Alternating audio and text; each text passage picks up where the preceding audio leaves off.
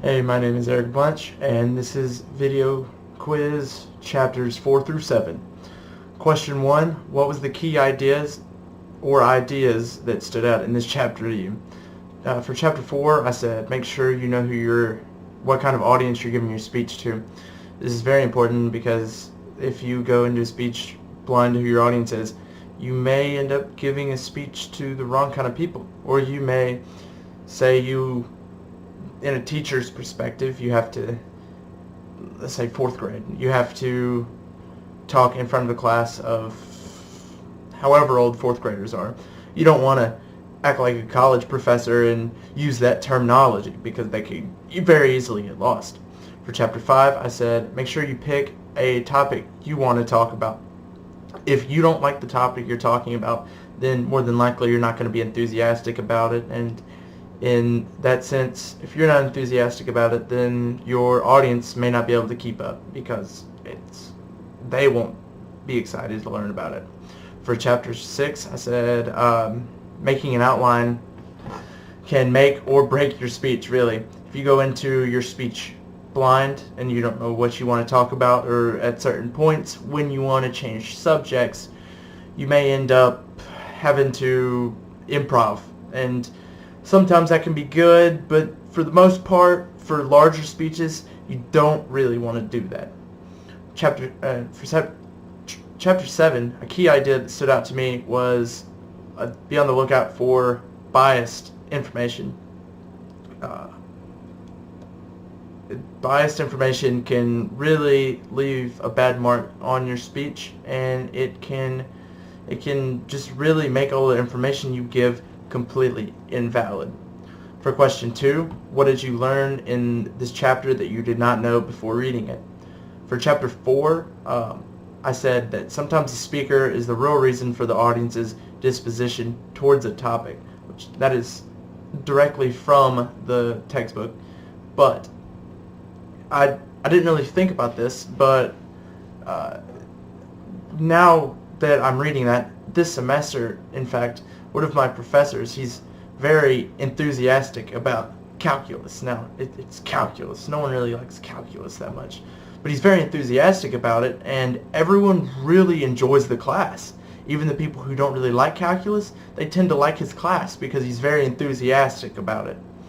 For chapter 5, I said I didn't know there was that many orders that you could take your speech in. I didn't really think there was a specific way to go about your speech, or that they had specific names. I thought you just kind of went with your speech. For chapter 6, I said be consistent with your outline. If I would have known this, I would have tried to be a little more consistent with my outline for that first informative speech. Looking back on it, it wasn't very well put together, I don't think. It was kind of all over the place. Some bits had a lot of information, and other bits didn't have too much information. And I should have equalized those so that it could have been a better speech. For chapter 7, I said, this is probably going to sound really silly, but I never really thought to conduct interviews to get information about your topic. I've always just been go do research, in the library, or look it up on Google, or whatever you can find. But conducting an interview with a professional in the field that you're looking for can be a really good way to get information about your topic. Question 3, why are these ideas important to public speaking? For chapter 4, I said it is important because your audience is one of the most important things to take into consideration when making your speech. So, like I said before, it goes back into like the demographics and everything. You don't want to give a college level speech or statement to 4th graders. You don't want to do that. For chapter 5, I said it's organizing a speech can help to give your speech direction and not just aimlessly spitting out information. Again, you want to have it organized. You don't want to be jumping from one topic to the other and just be jumping around. That's a very good way to lose your audience very quickly. For chapter 6, I said, simply put, The outline of your speech is basically a necessity for a well put together speech.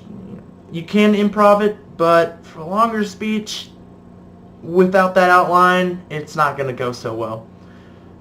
For Chapter 7, I said that all of the ideas are important because you must know how to look up and give proper and valid information in your speeches in order to give a valid speech.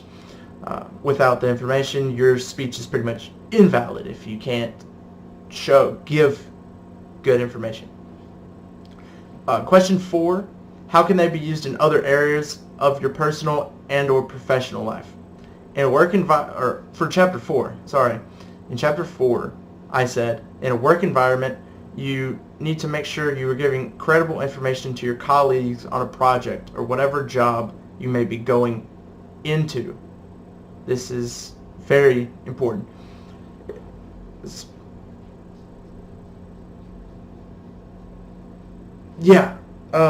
It is very important.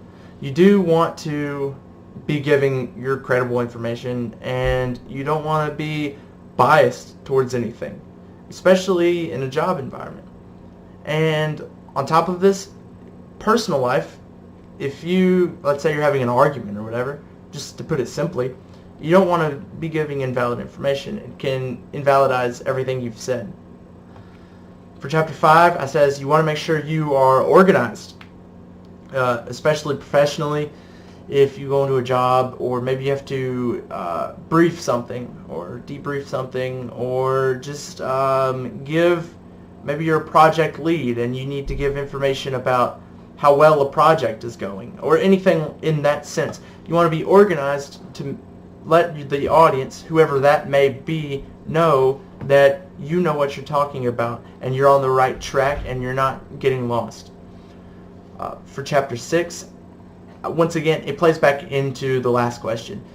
You want to make an outline because without outline, it will help you stay organized. Without organization, your speech can fall apart very, very quickly. For Chapter 7, I said this can be used in your professional life because it is useful knowledge to have. If you go to make a speech anywhere and you got your information from somewhere that's not reliable, then your whole speech is pretty much useless, I would say. If you give some invalid information or something like that, I keep going back to the invalid information, but it's very important that you don't give that, or you don't end up looking it up, and you need to know how to make sure that it's not, whether that be biased information. Biased information is a big one, but that's very important. Thank you for listening to this quiz.